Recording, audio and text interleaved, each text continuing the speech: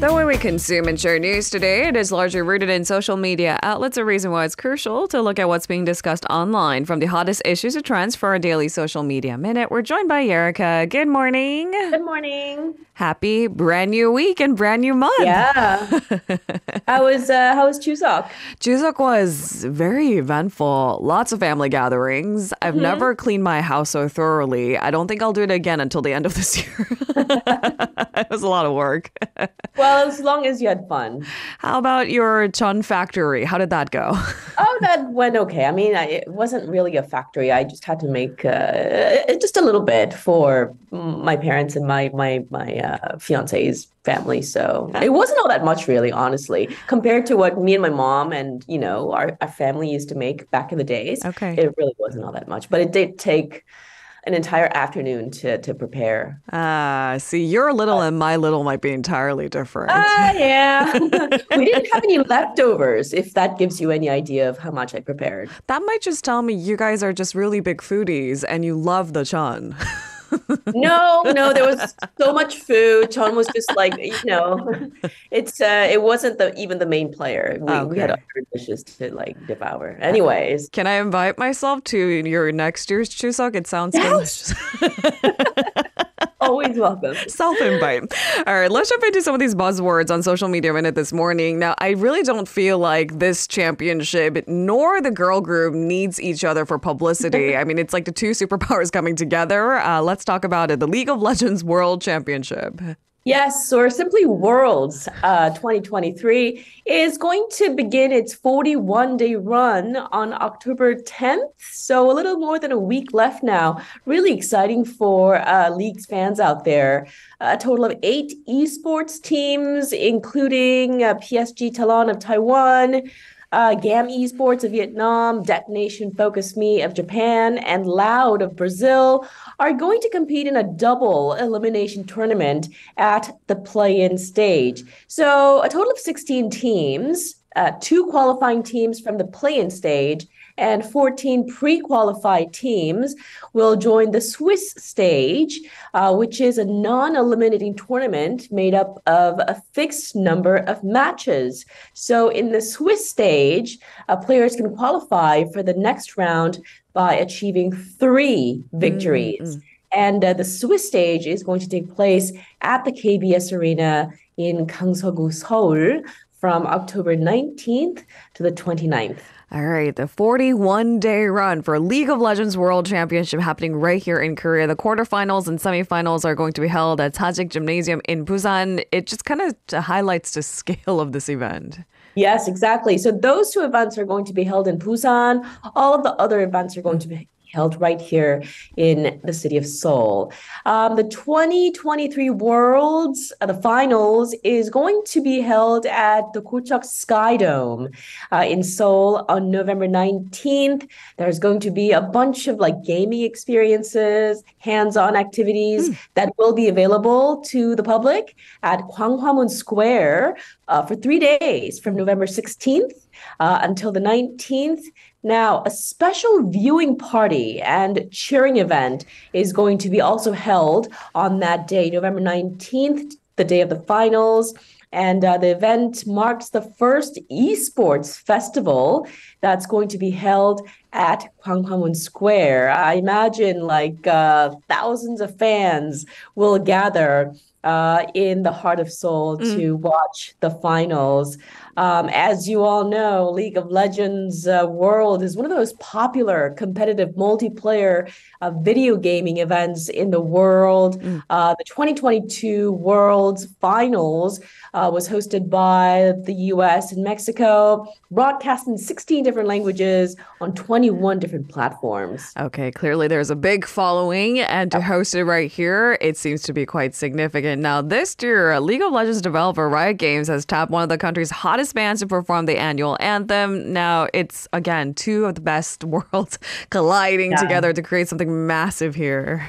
Yeah, so Riot has actually tapped New Jeans to sing the anthem. And the title of the anthem is called Gods. and that will be released on the evening of October 3rd. Now, Riot is no stranger to working with big artists for musical collaborations. They've partnered with Imagine Dragons, Porter Robinson in the past. Last year's World's Anthem was courtesy of Lil Nas X, who also performed at the event's opening ceremony in San Francisco. Now, these songs typically have an epic feel to them. They're meant to sort of like hype up the event. Right. So the fact that they chose New Jeans is actually interesting because New Jeans, when you think about their songs, they're all kind of like really laid back, right? Yeah, I was gonna say because I mean there's so much buildup with Imagine Dragons song, Lil Nas X. I mean, you need that catharsis of something kind of climbing to a climax. But you're right, New Jeans songs are more laid back and chill. So how are they gonna make this work? Gods is the song that we're looking forward to. There's an influx of K-pop in gaming, and it's included a BTS collaboration with Fortnite, Blackpink performing inside PUBG Mobile, and Riot's own virtual group, KDA. Anyways, again, the new sung by New Jeans is going to be released on October 3rd. Well, that's tomorrow, right? Yeah. Yeah, just a week before the esports tournament kicks off. Okay, so there's going to be a lot of hype around that track to be released tomorrow evening. I look forward to that. I'm sure New Jeans fans don't need the reminder. All right, it feels like autumn. It is much more chilly this morning and right in time for the arguably best season of the year. There are many festivals taking place across the city of Seoul. Oh my goodness, there's so many people out and about in the city of Seoul. Like yesterday, all around the Gyeongbokgung area and Seocheon, it's just so many people, tourists, locals, just enjoying the nice day out. And it looks like today's going to be really nice as well. Yeah, the skies are blue, the air is cold and crisp. Layer up. It's the perfect sweater weather. That's right. So a bunch of festivals are taking place everywhere in Korea right now, this month and next month. Today I want to talk about a few festivals that are taking place right here in the city of Seoul. The first one I want to talk about is the Seongdong-gu, a World Folk Dance Festival, which is back for the first time in 4 years. And that's taking place on October 4th in 2 days' time at 7 p.m. in Wangsimni Square. Now, this festival, it's really popular. It's been around since 2014. It attracts roughly 2,000 visitors every year. But the event was put on hold because of the pandemic, like so many other festivals. If you're wondering, so if I happen to be around Wangsimni Square, what will I be able to see? Well, visitors will be able to see performances by folk dance groups from Malaysia, Slovakia, Rica, Lithuania, Tahiti, Kosovo, Ecuador, Poland, Brazil, and the Philippines. So many countries and their folk dancers participating in this event. And if you want more information on this, you can visit Seongdong-gu office's official website. And right here in the heart of Gangnam, there's also the Gangnam Festival. Yes, which is also an annual event. It's taking place around various locations in Gangnam-gu district from October 5th through the 9th. The various locations I just mentioned include the COEX, the Yeongdong-daero, and the opening ceremony is taking place at 7 p.m. on October 5th at COEX K-pop Square. There's going to be a fashion show. Will take place in the COEX Starfield Library on October 6th. It's going to showcase works by some famous fashion designers that are based in the Gangnam area, as well as this one Vietnamese designer, Tran Hung. And on October 7th, there's going to be a music concert. You name it, ballad, rock, trot, everything is going to be there. And it's sort of like...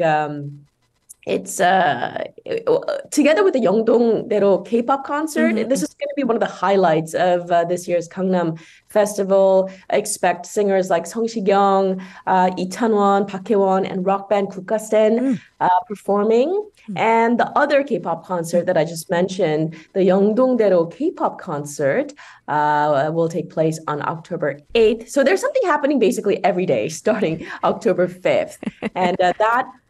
And that K-pop festival is going to feature some, again, famous K-pop artists like Stacy, aespa, Boy Next Door, Zico, NCT Dream, and 80s. All right. Visit Gangnam official website or Instagram for more information on the ongoing Gangnam Festival. It seems to be pretty massive in scale, something happening each day. That's right. There's going to be a marathon as well on the final Ooh. day, a 5 kilometer course and a 10 kilometer course for all runners, and all the participation fees are going to be donated to children in war-torn countries around the world. So it's fun and it's for a good cause as well. Okay, and finally, the Gangdong-gu Sports Street Beer Party. So if I don't like sports, but I like beer, can I take part?